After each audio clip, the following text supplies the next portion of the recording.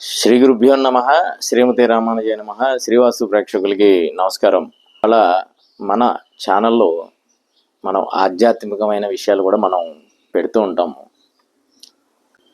అవినిగడ్డ ప్రాంతంలోని ఉల్లిపాలెం అనే గ్రామంలో గురువర్యులైన పరమహంస పరివ్రాజకులు, ఉభయ వేదాంత ప్రవక్తకాచార్యులు శ్రీ శ్రీ శ్రీ త్రిదండి అష్టాక్షరి సంపత్ కుమార్ రామానుజ జీయర్ స్వామివారు వారి యొక్క శ్రీమన్నారాయణ అభినవ మేల్కోట అంటారు. ఎందుకంటే మేల్కోటలో మనం శ్రీమన్నారాయణుడి విగ్రహం ఏదైతే ఉంటుందో దానికి అభిరూపంగా ఇక్కడ ఉంటుంది 12 అడుగుల శ్రీమన్నారాయణుడి విగ్రహం.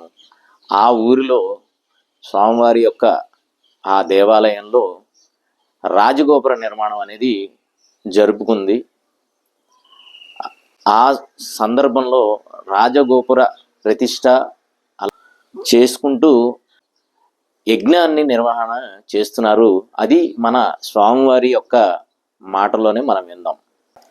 నమామి నారాయణ పాద పంకజం, కరోమి నారాయణ పూజనం సదా, వదామి నారాయణ నామ నిర్మలం, స్మరామి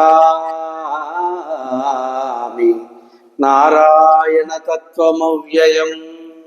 ప్రియ భగవద్బంధువులారా, కృష్ణా జిల్లా కోడూరు మండలం ఉల్లిపాలెం అనేటువంటి గ్రామంలో శ్రీమన్నారాయణ స్వామివారి దేవాలయం ఉంది.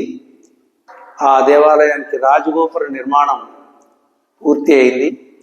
రాజగోపుర ప్రతిష్టా కార్యక్రమాన్ని ఏప్రిల్ 19వ తారీఖున ప్రారంభం చేసి 26 వరకు సప్తాహ్నిక దీక్షతోటి అష్టోత్తర శత హోమకుండాత్మక శ్రీమన్నారాయణ మహాయజ్ఞ కార్యక్రమాన్ని నిర్వహిస్తున్నాం.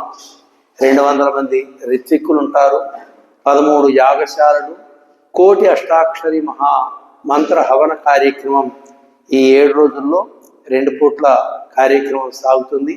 కనుక భగవద్భక్తులందరూ కూడా ఈ మారుమూల ప్రాంతంలో జరిగేటువంటి శ్రీమన్నారాయణ మహాయజ్ఞ కార్యక్రమానికి మీరందరూ హితోధికంగా సహకరించవలసిందిగా మీ అందరినీ ఆహ్వానిస్తూ మేము విషయాన్ని తెలియజేస్తున్నాం. మీ అందరికీ అనేక మంగళాశాసనాలు. జై శ్రీమన్నారాయణ.